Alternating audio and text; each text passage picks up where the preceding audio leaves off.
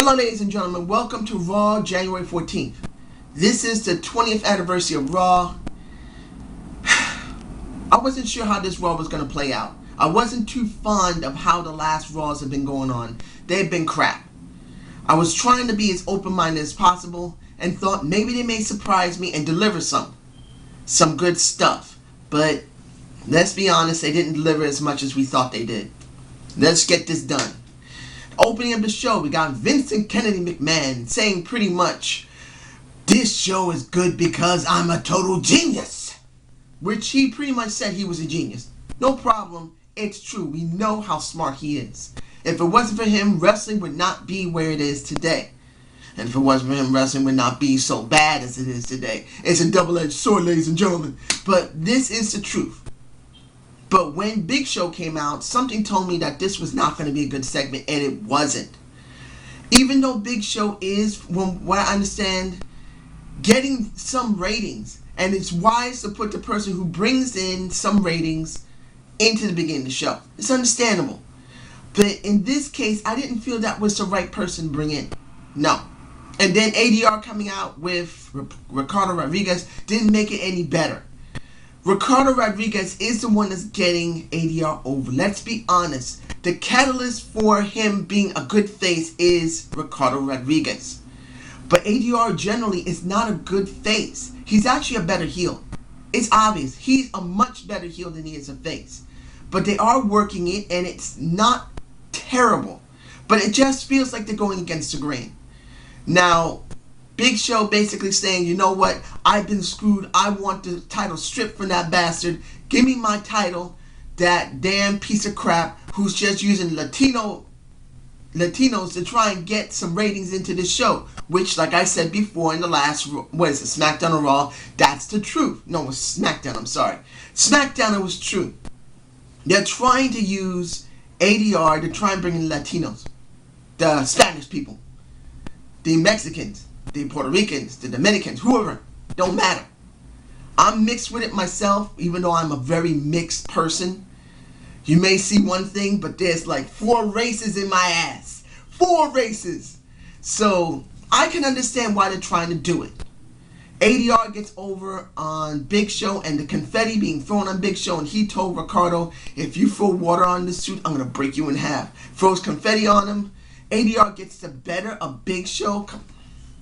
ADR is not a weak guy. We know this. When he was a heel and Big Show was a face, he didn't act too weak. He could handle himself. But this was just a little too easy. I'm sorry. It was. Now, knowing that this is going to be going to the Royal Rumble, it's understandable it had to be done. But ADR was just too easy. Which leads me to the next match. Which was not an easy match. And it was a what the fuck match. Woo! I was shocked. I saw the Off the Rope show's review of it, and I agree. They were shocked. So was I. I went and jumped up in my bed and went, what the fuck? No way.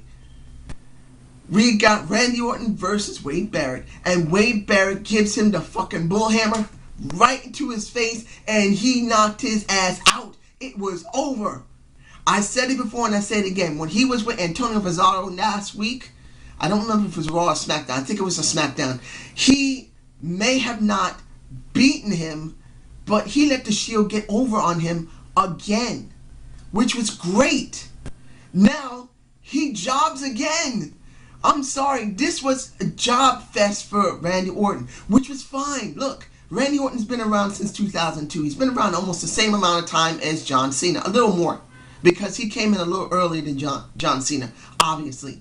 He has been a very selfish man. We know this. He didn't treat his fans right. He didn't treat himself right. He got himself all jacked up and messed up trying to do moves. When that one time I saw Triple H throw him over the top rope and he broke his collarbone, he deserved it because he acted like a bitch. But now, as possible, since the wellness program, he's finally began to understand, I need to change my attitude. If I also want to have some time off, I need to change my attitude. I need to be different. So I'm going to let people job on me. I'm going to let them job me.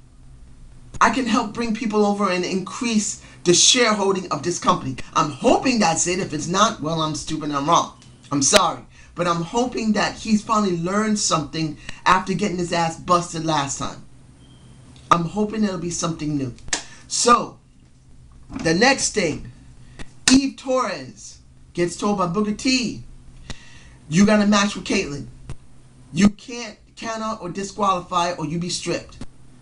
And then she did the one thing I thought she would do months ago. Try to use Booker T. This is where the entire thing falls apart with Eve. Look, Eve was Booker T's assistant. I was hoping that she would do a power grab. I was hoping that she would have some type of conflict with Teddy Long, and then Teddy's ejected, and then it'd be her and Booker T, and then Booker T would be the one that gets screwed, and Vincent Kenny McMahon would pretty much put her in charge of SmackDown. That did not happen. That was a golden opportunity that basically WWE let slip through the damn fingers. Now this case, you got her basically putting her hands on his chest and pretty much saying, there must be a way that we can go, if she had put her hand down there, grabbing his nuts and the slung, we can work this out. And he takes off his glasses and said, you did not just do that. A good moment. Better moment is seeing Teddy Long get his ass slapped. And then seeing Booker T go, oh shit, you got your ass slapped. It was a funny segment. Now the match itself. I do agree with the Off the Rope show. I do agree with Sleg Daddy and with Tasteless Tony T that you could see that the Divas are being more featured a little bit and the matches are actually better. I do agree. The last few matches I've seen, especially with Eve, have not been bad. But the problem is this. Kaitlyn should have won that title a while ago. I don't know what was going on. Maybe they didn't believe she was ready and over enough. Maybe Kaitlyn didn't do enough backstage stabbing to get in there. Maybe she didn't bend over. Maybe she wasn't sucking something. I'm not being nasty, ladies and gentlemen, because if you ever remember Melina, who was with John Morrison, did that. She did do that. She did whatever she could to become whatever she wanted. So that kind of stuff does actually happen in the business. I don't know if she was doing that or not, or she wasn't doing it properly. But she should have been pushed several months ago. It makes no sense. But now, finally, she wins the title. I didn't have a problem too much with it, but thinking about it, especially what the Off the Rope show said earlier about Honey Boo Boo's mom, they wanting to see her go up against Kaitlyn, made me actually think of something. It just flashed through my head and it upset the fuck out of me that this could be actually what they are going to plan for WrestleMania. I'm hoping I do not forget this. Oh, wait a minute. I won't forget it because I'm going to mark it right here. I'm going to mark it on my paper so I do not forget at the end of this review, because I'm doing it at the end. The person I believe Kaitlyn really is going up against in WrestleMania. So I'm going to move on. Now, Kane and Daniel Bryan seeing Dr. Shelby. Damn funny. Bad thing, unless I'm wrong, which I don't believe I am. Dr. Shelby makes that group work. Seeing that segment where Dr. Shelby asks the questions, they answer it. Daniel Bryan likes wearing a dress. Kane likes dancing. Wasn't bad. Bringing in Rogue Scholars to piss their asses off was interesting. And then seeing Dr. Shelby finally blowing the stack, hearing Dr. Phil. Dr. Phil? Dr. Phil? Get their asses! And kick their asses out of the place. And then they do the yes chant. WWE is losing a huge thing here. I don't understand. If this is an independent actor, why in the F do they not hire this man temporarily to work with Rogue Scholar? Not Rogue Scholar, with Hell No. Why? He makes that tag team work. He does.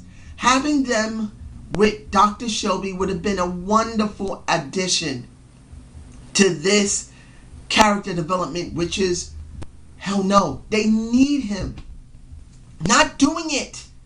WWE, what is wrong with you? You don't see a golden opportunity. You don't. What is your problem? What is your damn malfunction? Like in what, Full Metal Jacket. What the fuck is your malfunction? What the fuck is wrong with you? I want to blow your head off.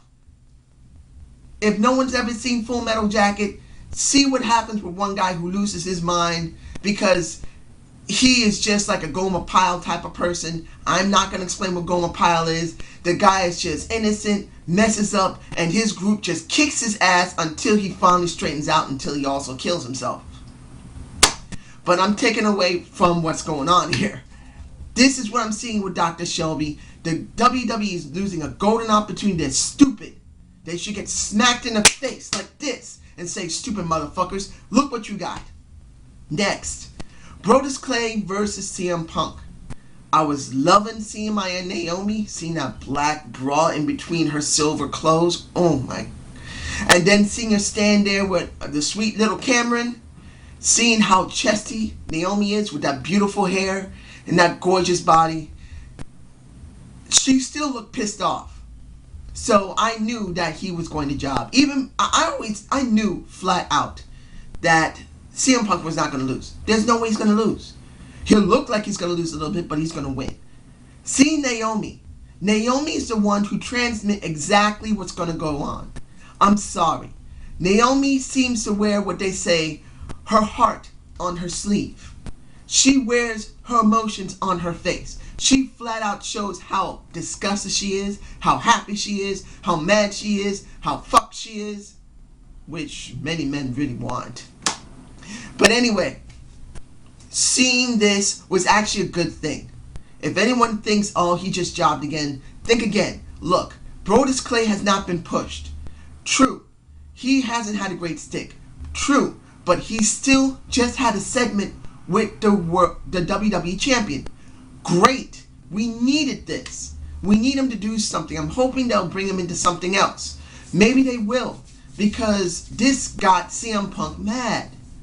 Got CM Punk messed with Brodus Clay and got him mad.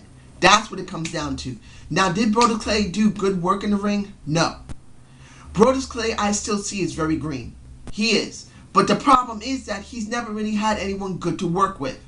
So he can't really perfect his craft. I'm going to be honest. I still love the Brodus Clay character. I do.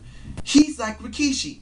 He isn't Rikishi, but he's like him. He's someone who's funny, who dances around, who makes the kids laugh, but he can still be a badass that can kick your ass. But really, the problem is this. He's really had no one to go up against. He had no character development. He's had no feuds at a pay-per-view, and barely any feuds or no feuds on regular TV.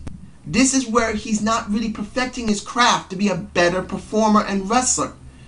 So of course he's going to be bad. But hopefully they'll realize that they need him to get better. And they can see that he has potential. The people still like him. So this is what I'm hoping for in the future. Now, no, I'm not going to do that yet. Oh, hell, why not? Mick Foley's screwing. I'm going to say it like this. I'm going to put in the title, Foley Gets Screwed. I am fucking mad. Well, I'm effing mad. For kids, anyway. But, look. Mick Foley, and I'm going to probably connect a video to this saying why Foley is not in Hall of Fame. It's several months old. But honestly, it was the reason why I felt that what I said in that video makes sense now. Why in the hell couldn't Foley have a wonderful promo segment? Why? Why couldn't he have a nice segment saying, I am so honored and privileged to be a Hall of Famer. I worked so many years. He has to have a backstage with The Rock. The fucking Rock. I don't hate The Rock. There's nothing wrong that was done. It was actually very touching and actually was good. But it could have been great with Mick Foley in the ring, and then they could have done this piece afterward with The Rock. Or The Rock could have came out and done it with him. What was in the mind of these people? I think God, Triple H, just didn't want to give Foley his due. He deserved better than to be used as a catalyst for Ryback. This wasn't about The Shield. This wasn't about Randy Orton. This was not about Sheamus. This was about Ryback getting over, trying to defeat The Shield. This is why it makes me fucking angry. And I agree with Tasteless Tony T. Why did they do this to Mick Foley? Mick Foley's one of the best talkers, arguably, in the history of the business, not just WWE, in all of wrestling, Mick Foley has been known to be the greatest talker that exists. One of them. If he's not number one, he's in the top 10. And if anyone thinks he doesn't deserve it being in the top 10, look at Mick Foley's older work. You can find it on YouTube. I've seen it. Mick Foley is one of the best talkers I've ever seen. He gives you emotion. He gives you impact. He gives you suspense. And then with each different character he's made, Dude Love, Cactus Jack, Mankind, and Mick Foley directly, come on, folks. How can you honestly say that Mick Foley does not deserve to have a Hall of Fame ring? He does. He deserves it. But why in the hell did they give him this? Why did he have to crawl out of the damn ring? Rock was right during that backstage segment. I saw you crawling out of the ring. You ain't no coward. He said, no, I'm not no coward. No, he's not. But they forced him to be a fucking coward in this. I am so angry about this. This really brings the show down. In fact, I was going to give a certain rating, and I'm going to tell you at the end of this review, I'm changing it. No matter how much I love Mick Foley and everything else that was done. And I'll explain it at the end, but I'm going to leave it at that because I'm still fucking mad. Now, let me see here. We have, I'm going to get this one done. The steel cage with John Cena and Dolph. It was a good match. I believe it was the Slick Daddy that said it, and I agree with him. They do have very good chemistry when they're allowed to show it. They do. Dolph and John Cena actually have very good chemistry. But here's the problem, ladies and gentlemen. Because John Cena, no, I take that back. I'll do the other one first. Dolph is a bitch. As a character. I'm not saying he's a bitch in real life. They have structured this man as a bitch. As a severe jobber bitch. He has not won anything. Not one. His signature win was last year against John Cena at a pay-per-view. Finally. When he had his chance against who? Chris Jericho, who's higher than John Cena in almost everything as far as I'm concerned. Because of what he has done in the business. He couldn't even get a signature win at a pay-per-view with him. And he was leaving. And they still wouldn't give it to him. I don't understand why they continue to let Dolph job. Even with Biggie Langston helping. Even with AJ crawling. I'm not saying climbing. I'm saying crawling onto the top of that steel cage. It made no sense. The man should have won. And they let John win on the 20th anniversary. What was the point? It negates everything that match stood for. Good storytelling in the ring. They did. Very good storytelling in the ring. But the problem was that the one that should have won didn't win. And it makes no difference how good the match was. End. Done. Now, another thing I didn't say after the Brodus Clay CM Punk match is the talking segment. I'm going to bring that up now. You see, the reason I'm bringing it up late is because of what's about to show. Next. CM Punk did a very, very good segment. He sounded really good. He did. He sounded way better than he did when he was in the stadium. When he was in the, Sunlight Stadium. He sounded way better. Like I said in my, I believe it wasn't my SmackDown review, it was my Raw review, that CM Punk is going to keep rising, maybe by 10% each time. I doubt he's going to do a big jump. He's not that great yet. But having to be forced to work with someone who's such a great talker as Mr. Rock, he's upping his game bits at a time. Which he did. He did a great job, much better than he did last time. He did. He did way better than he did the last SmackDown. He did. He had a week to really think about it, and he had a week to really prepare, and he hit the mark very well. Now, when it comes to the Rock and Rock concert, that's something entirely different. Rock did really well when it came to... okay. Vicky Guerrero, when the Rock and Sock were talking, wasn't really that great. Wasn't. She kind of brought it down when Rock and Foley were talking. But when Rock did the Rock concert with Eric Clapton type of beat, finally he did a different type of beat. He had been doing the same beat every time we've seen him. Now he did an Eric Clapton beat, which was actually quite nice. And basically saying that Vicky's nothing but a bitch tonight. Not saying it was those words, but let's be honest, it was some funny shit. It was. I enjoyed that segment.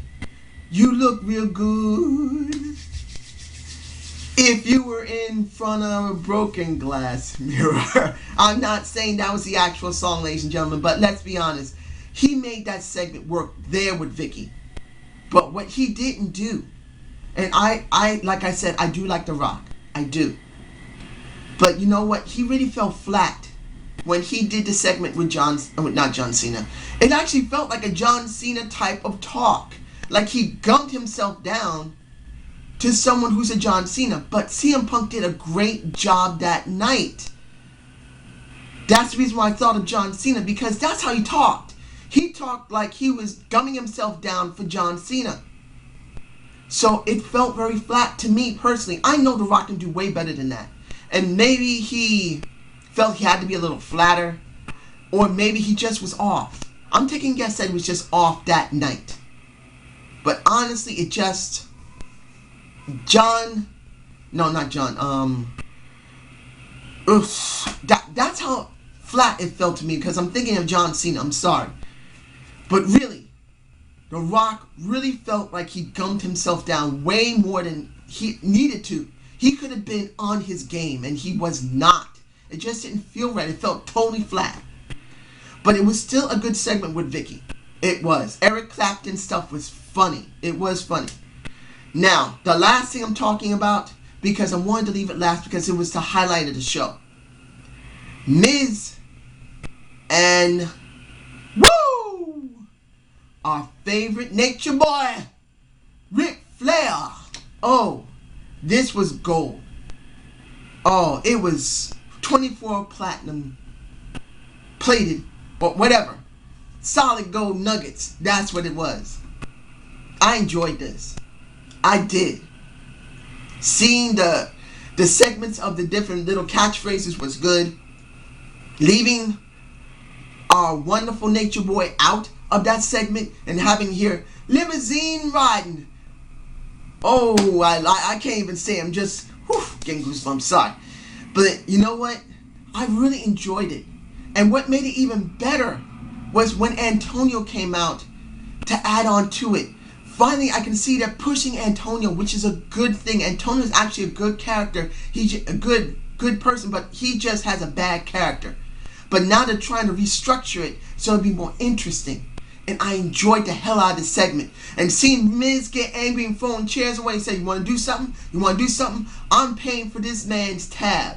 Because at that segment, Antonio's saying, you a 16-time winner. And only having 10 million and spending 20. And then Rick said, you know what? It was 30 million, brother. Oh, my mistake. 30. I think he was a little lit up. Because the way he was dancing and prowling and joking and jiving, going, woo, woo. I really feel that man was lit. And he probably was lit a little bit. But you know what was the best thing about this segment? The passing of the torch. I agree with JBL. Ric Flair passed on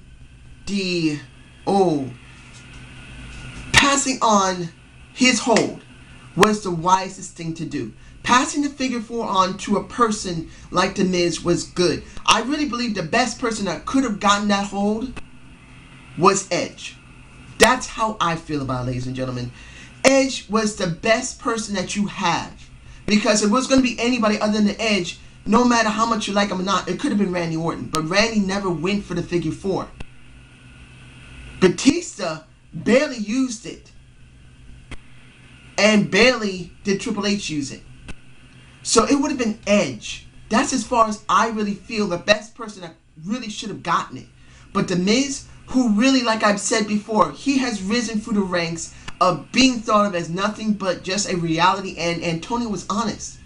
A reality show basically reject, and not reject, but you know what I mean, guy who's been for reality shows, who basically no one thought would go far, has gone and made it to the top of the WWE. Even if he's not in main event, he's in mid-card right now. He's been in the main event. No matter how you feel that he got treated bad by the brass in the back, having so much job to John Cena, still, he's been at the top. No one will expect that from him. So it was actually good. It's good to see the figure 4 go to the Miz. I just hope he'll start using it. If he actually starts using it from now on, I honestly believe that he's going to get way over as a face. So, the last thing I'm going to talk about before I end this, because it's getting kind of long, is who do I believe is going to face Kaitlyn at WrestleMania. And if they do it earlier than that, it would actually be kind of stupid, but I don't believe they're going to do that. They'll have Kaitlyn go up against someone else. Maybe it'll be Natalya or somebody. But the person I believe at WrestleMania is going to be AJ. Yes, that's right. I know that's a lot to take. Who wants to think of AJ having the title? I don't. But the way they've been structuring AJ, it's inevitable. If she doesn't get it at... How can I say this? They're not going to have AJ do it at Royal Rumble. If they do, it would be really stupid. So the best time would be on WrestleMania. I don't want to think of AJ having that title because I'm sick of her as it is. And if AJ has the title's going to be around she's going to get on my fucking nerves. I can't stand her character. But it's the best person to put the title on. That's the truth. That's who we're going to get. I may do a segment on either Mixed Bag of Wrestling or Debate of the Week about this, how it's been structured for AJ. So I hope you like the ZANE'S. Oh, wait, I didn't give a rating for this show. Okay. Originally, it was going to be a B-. But now that I had time to really let it sink in, especially what happened with Foley, especially what happened with the steel cage, oh yeah, the steel cage really brought it down. The Daniels and the Kane match with Damian and Cody brought it down some more. I'm going C+. No, C. I'm going C. For the simple fact, as much as I love Mick Foley, and I'm so fucking glad he got into the Hall of... He's going to be inducted. What they did to him was wrong. They should have never used the Shield to get over Ryback in this respect. I hate it. Ryback does not deserve to get put over at the time that Mick Foley should be doing a wonderful segment that we know he can do. I hate that shit. So this is the truth. It's a C. It's worse than filler. No matter, even if it had good things in it, it's worse than filler. So I hope you enjoyed the ZANE'S View. Subscribe and comment the ZANE'S View. If you believe I'm wrong about it and it should be a higher grade, tell me. Tell me what else I could think of that could make it offset what they did to Mick Foley. Because honestly, Mick Foley deserved way better than this. And I'm going to make sure I leave the connection of my Debate of the Week, why Mick Foley isn't in the Hall of Fame, included in this. So have a good day, ladies and gentlemen.